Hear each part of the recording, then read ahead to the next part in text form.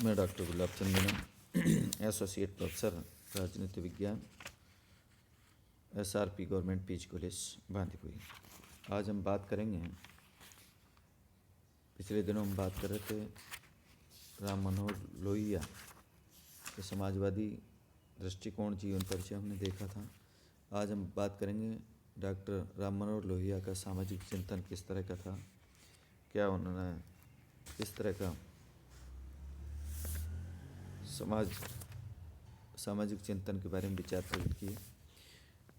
Doctor Ram Manohar Lohia के समाजवादी चिंतन में आर्थिक और सामाजिक न्याय और विकेंद्रीकरण के तत्व तो है ही, बहुत कुछ अधिक व्यापकता है और सदैव जाति प्रथा और जातिवादी विष को समाप्त करने के प्रयत्न किए गए और सामाजिक जीवन में स्त्रियों के लिए समान अधिकार पर विशेष बल दिया। डॉक्टर लोहिया ने अपने समाजवाद की पुष्टि के लिए 7 क्रांतियों का आह्वान किया। उस 7 क्रांतियाँ समाजवाद की मूल भावना के अनुरूप होने के कारण उनका मूल अधिकार है।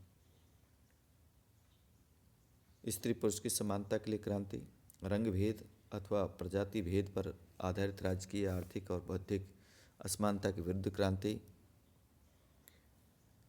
और संस्कारगत जन्मजात जाति प्रथा के विरुद्ध और पिछड़े वर्गों को विशेष अवसर के लिए क्रांति, विदेशी गुलाम के विरुद्ध और स्वतंत्रता और विश्वलोक राज्य के लिए क्रांति, निजी पूंजी की विषमताओं के विरुद्ध आर्थिक और समानता के लिए योजना द्वारा पैदावार बढ़ाने के लिए क्रांति और निजी जीवन में अस्थायी हस्तक्षेप के विरुद्ध लोकतंत्री पद्धति के लिए क्रांति, अस्त्र शस्त्र के विरुद्ध और सत्याग्रह के लिए क्रांति।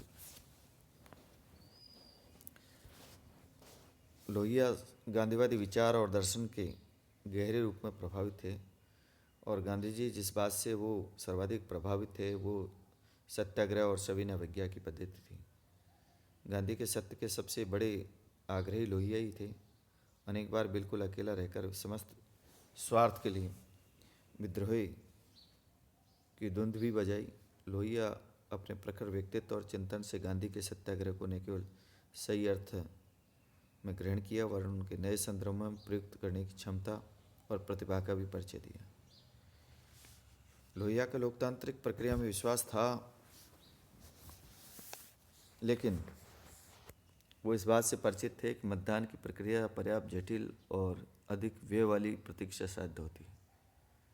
मतदान के अवसर पर ऐसे तत्व भी कार्य करते हैं जिन पर शक्ति और साधन संपन्न व्यक्तियों का अधिक अधिकार रहता है। अनेक बार मतदान परिणाम जनता की इच्छा को सही रूप में व्यक्त नहीं करते और न्याय की प्राप्ति के लिए मतदान के स्थान पर सत्याग्रह जैसे साधनों, दूसरे शब्दों में प्रत्यक्ष कार्रवाई को अपनाना आवश्यक हो जाता है। डॉक्टर राम मनोहर लोहिया सत्याग्रह जैसे प्रत्यक्ष कार्रवाई का इस आधार पर समर्थन करते हैं कि लोकतांत्रिक व्यवस्था अनेक बार शक्तिशालियों और साधन संपन्नों से नियंत्रित हो जाती है। अनेक बार अन्याय और अत्याचार के विरुद्ध तत्काल कुछ करने की आवश्यकता होती है और तत्काल तो सत्याग्रह और सविनय अवज्ञा जैसे प्रत्यक्ष कार्रवाई के आधार पर किया जा सकता है। लोहिया ने बलपूर्वक इस विचार का प्रतिपादन किया कि जनता को सत्याग्रह का अधिकार होना ही चाहिए और सत्याग्रह एकमात्र साधन है जिसमें जनता में प्रजातांत्रिक चेतना विकसित की जाती है। अन्याय के विरुद्ध संघर्ष करने की क्षमता को संगठित किया गया, उनकी आशाओं और आकांक्षाओं की अभिव्यक्ति मिल सकती है। डॉक्टर RC गुप्ता लिखते हैं कि लोहिया का विश्वास था कि वह आवश्यक नहीं है कि भूख और भारी आपदाएं भुगत रही जनता संसद के निर्माण और आगामी चुनावों के लिए प्रतीक्षा करें। उनके हाथों में सविनय अवज्ञा का मूल्य और अतुलनीय शस्त्र सदैव विद्वान है। लोहिया का प्रसिद्ध वाक्य था कि जिंदा कौमें 5 वर्ष तक प्रतीक्षा नहीं करती। लोहिया ने प्रदर्शन, हड़ताल, बंद, घेराव जैसे सत्याग्रही शस्त्रों का व्यापक विरोध किया। कार्यों से अधिकारों, वर्ग और राजनीतिक बहुत अधिक परेशानी अनुभव करते थे। लोहिया के कार्यों की कड़ी आलोचना की, परंतु लोहिया अपनी रीति नीति पर डटे रहे और सार्वजनिक जीवन में प्रत्यक्ष कार्रवाई की आवश्यकता, सत्याग्रह के प्रयोग के प्रसंग में लोहिया की धारणा से संपूर्ण रूप में सहमत हो पाना कठिन है। लेकिन यदि शासन की संवेदनशीलता लगभग समाप्त हो जाए और शासक वर्ग जानबूझ करके असंवेदनशीलता का मार्ग अपना ले और व्यवहार में भारत और विकासशील देशों में स्थिति एक आम बात है, तब सत्याग्रह जैसे प्रत्यक्ष कार्रवाई को अपनाने के अतिरिक्त और क्या मार्ग शेष रह जाता।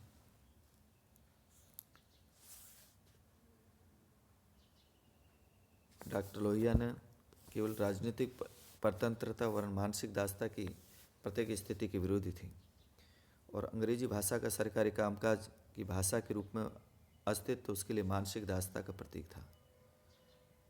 और उसने इस बात पर बल दिया कि अंग्रेजी की सरकारी कामकाज की भाषा की स्थिति से विदा किया जाना चाहिए और हिंदी को भारत की राजभाषा और देश की संपर्क भाषा की स्थिति प्रदान की जानी चाहिए। दो तर्क थे, जिस देश की जाति की अपनी भाषा नहीं होती उसका पतन अवश्य होता, और वो जानते हैं किसी देश की प्रगति उसकी राष्ट्रभाषा के बिना नहीं हो सकती। इसके सभी देश अपनी अपनी राष्ट्रीय भाषा में प्रशासन का काम चलाते हैं, केवल भारतीय ऐसा देश है जहाँ सरकारी कामकाज विदेशी भाषा में किया जाता है।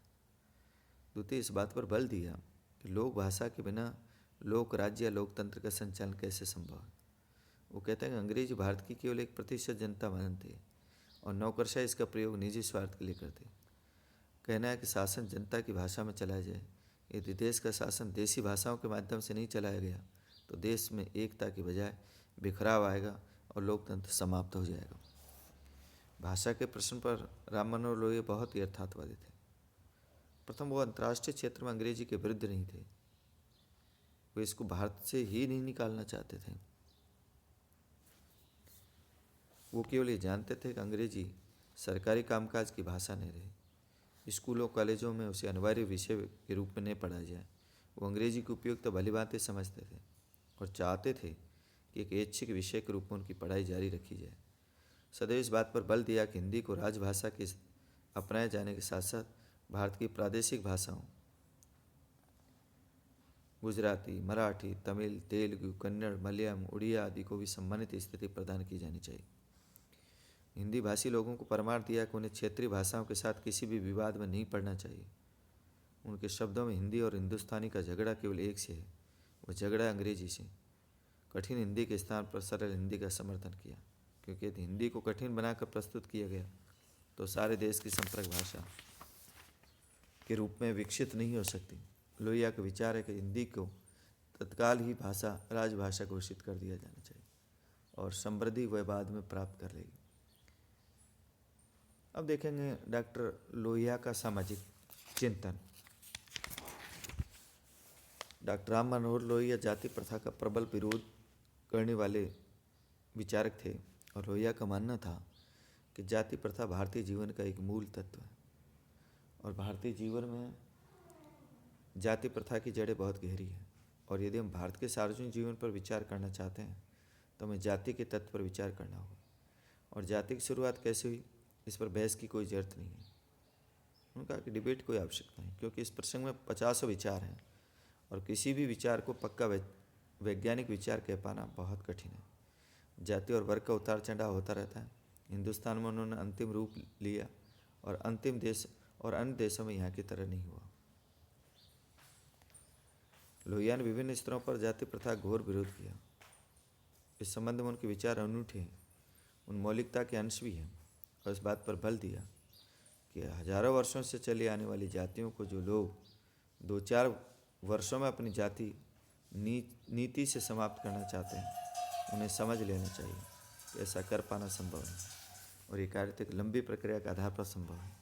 जाति मिटाने के अब तक के सिद्धांत एक को मिटाकर दूसरे को बनाने वाले हैं, केवल गांधी जी इस संबंध में अपवाद थे। लोहिया ने इस बात पर बल दिया कि जाति प्रथा पर चौतरफा हमला बोला जाना चाहिए। जाति प्रथा की समाप्ति के संबंध में विचार और सुझाव इस प्रकार।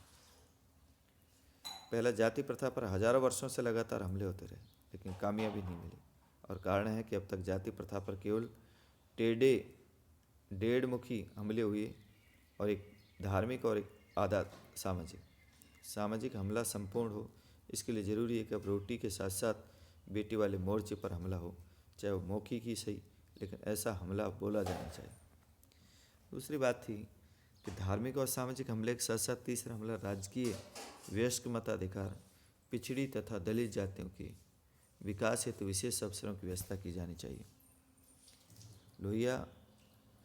राम मनोहर लोहिया संबंध में सभी जातियों के लिए समान अवसर की बात को स्वीकार नहीं करते। वो निचली जाति के लोगों को विकास हेतु विशेष अवसर देने की आवश्यकता पर बल देते। जब सबको समान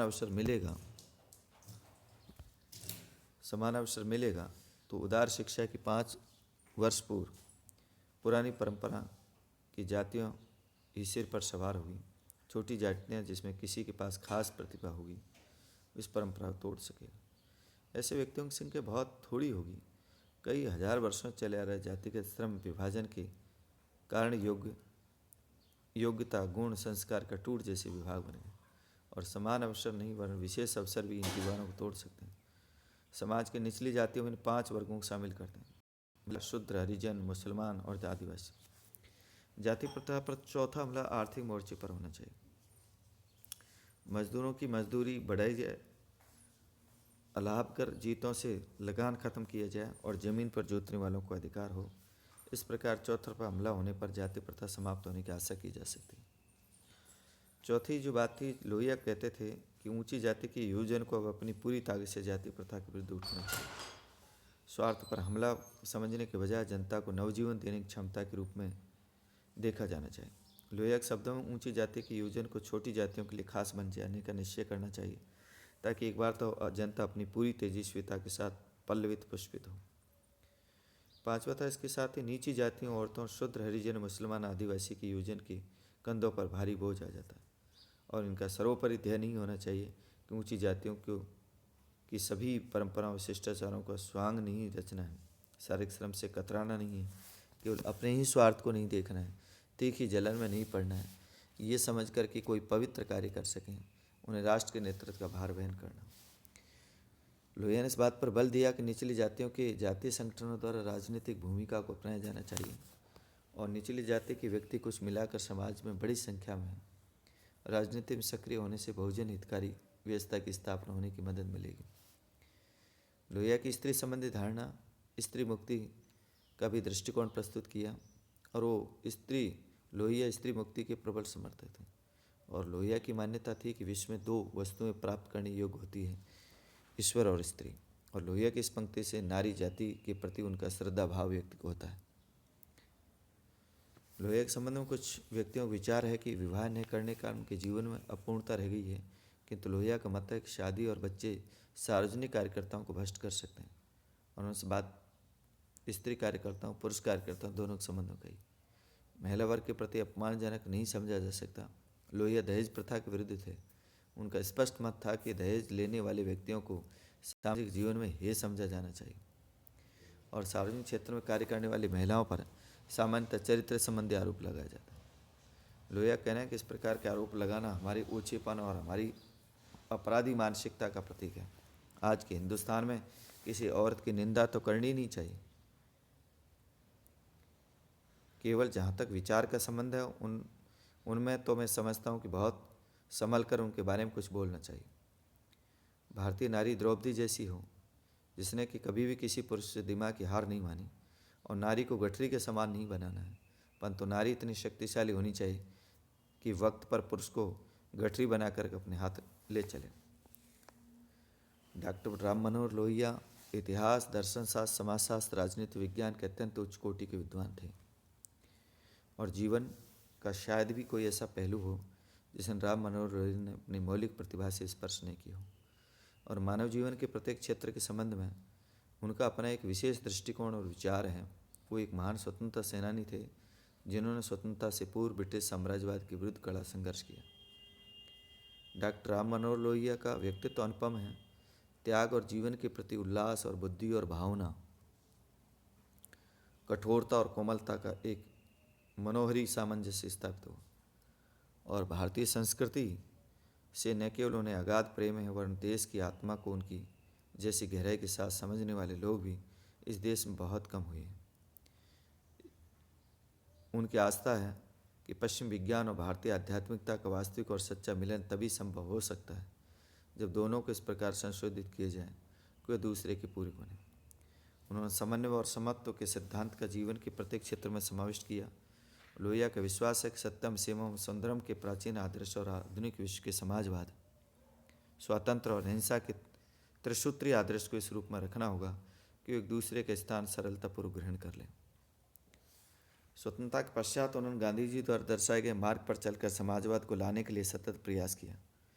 मार्क्सवाद और गांधीवाद का भली भांति अध्ययन किया और दोनों की त्रुटियों को दूर कर नवीन समाजवाद की कल्पना की और भारत में समाजवादी आंदोलन के प्रमुख प्रणेताओं में से एक थे।